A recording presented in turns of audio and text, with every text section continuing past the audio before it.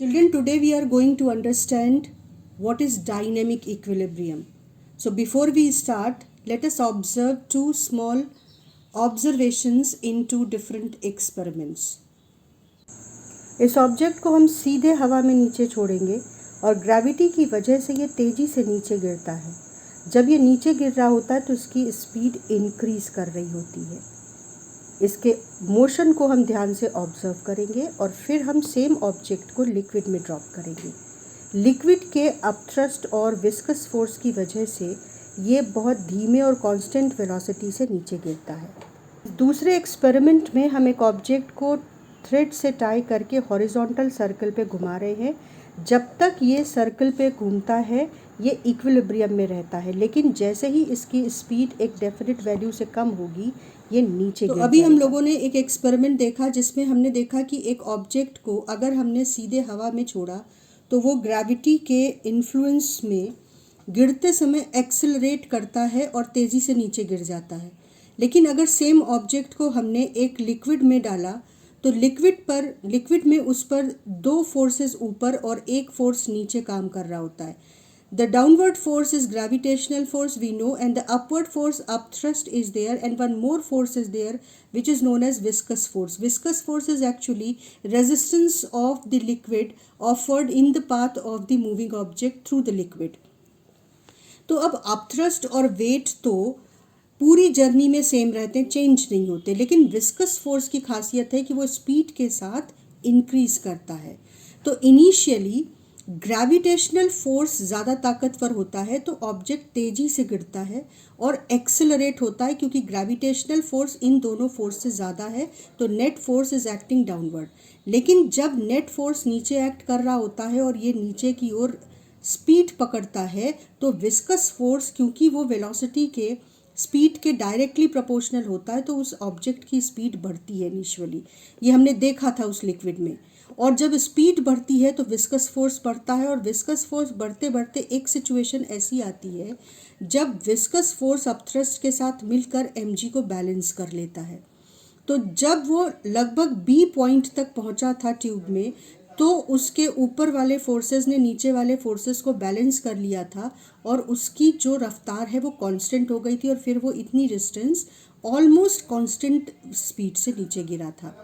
तो ये पॉइंट जहाँ पर कि upward force is equal to downward force, net force acting on the moving object is zero and as a result object is moving but with constant speed, this state is called dynamic equilibrium of this object.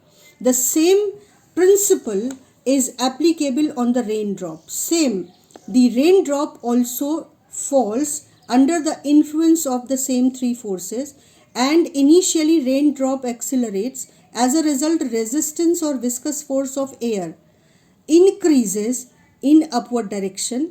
Raindrop is experiencing upthrust of air, viscous force of air in upward direction and gravity in downward direction. जब rain drop की speed बढ़ती है शुरुआत में तो viscous force बढ़ता है और उसकी वजह से जो विस्कस फोर्स है वो एक टाइम पर आकर अपथ्रस्ट के साथ मिलकर mg को बैलेंस कर लेता है और net force acting on the drop zero हो जाता है। और इसीलिए बची हुई जर्नी रेन ड्रॉप जो है वो कांस्टेंट स्पीड के साथ पूरी करती है। अगर ये बैलेंस नहीं होता, रेन ड्रॉप डायनेमिक इक्विलिब्रियम में नीचे नहीं गिरती, तो इतनी ऊपर से नीचे आते समय उसकी स्पीड बुलेट की स्पीड के बराबर हो जाती and that was very harmful, very dangerous. तो रेन ड्रॉप भी डायनेमिक इक्विलिब्रियम का एक एग्जाम्पल है। इसके अलावा दूसरा एग्जाम्पल जो हम लोगों ने देखा वो ये कि एक ऑब्जेक्ट को हमने एक स्ट्रिंग से टाई किया और फिर उसको सर्कल में मूव कराया।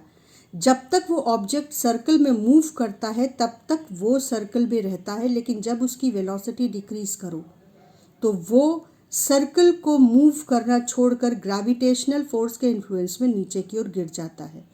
तो सर्कल पर मूवमेंट मेंटेन सिर्फ तब तक रहता है जब तक वो ऑब्जेक्ट एक पर्टिकुलर स्पीड या उससे ऊपर की रफ्तार से मूव कर रहा होता है।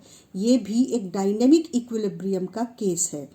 इसमें ऑब्जेक्ट पे दो फोर्सेस लग रहे होते हैं, एक तो स्ट्रिंग जिससे वो बंधा है उसका टेंशन टुवर्ड्स द सेंटर और दूसरा सेंट्रीफ्यूगल फोर्स जो कि एक स्यूडो फोर्स है। और इन दोनों फोर्सेस को, सेंट्रीपिटल फोर्स और सेंट्रीफ्यूगल फोर्स को, हम नेक्स्ट टॉपिक यानी सर्कुलर मोशन में पढ़ेंगे। तो ऑब्जेक्ट पर ये दो फोर्सेस लग रहे होते हैं। ये दोनों फोर्सेस एक दूसरे को बैलेंस करके इस ऑब्जेक्ट को इस सर्कल पर मूव कराते रहते हैं, इसका पाथ मेंटेन रखते हैं।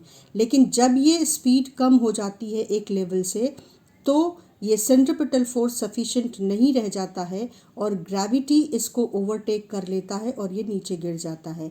तो ये मोशन करते समय अपने पाथ को मेंटेन रखता है और कांस्टेंट स्पीड से इस पाथ पर मूव करता रहता है till the speed is above a particular value. So that is also case of dynamic equilibrium.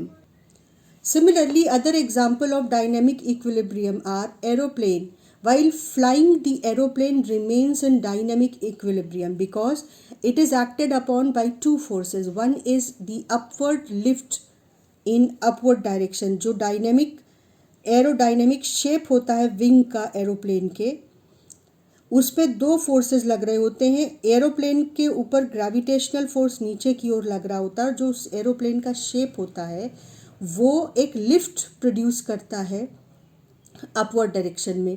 ये दोनों बैलेंस रहते हैं और तब तक बैलेंस रहते हैं जब तक एरोप्लेन फ्लाई करता है। तुमने देखा होगा कि अगर इंजन किसी वजह से बंद हो जाता है तो फिर एरोप्लेन हवा में रुक नहीं पाता और नीचे गिरता है। तो एरोप्लेन का जो मोशन है वो भी डायनेमिक इक्विलिब्रियम है। वो तब तक इक्विलिब्रियम में हवा में रहता है जब तक वो मूव करता है। इसी तरह से प्लैनेट्स भी सन के चारों ओर ग्रेविटेशनल अट्रैक्शन फोर्स की वजह से मूव करते हैं और इक्विलिब्रियम में रहते हैं।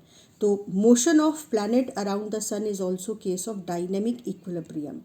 Similarly, electron moving around the nucleus is also the case of dynamic equilibrium, in which electrostatic attraction force between nucleus and electron keeps them on a circular path in its orbit. So these were the cases of dynamic equilibrium. Next class में हम लोग circular motion पढ़ेंगे और वहाँ पे detail में पढ़ेंगे centripetal force, centrifugal force और कैसे एक ऑब्जेक्ट सर्किल पे मूव करते हुए डायनेमिक इक्विलिब्रियम में रहता है।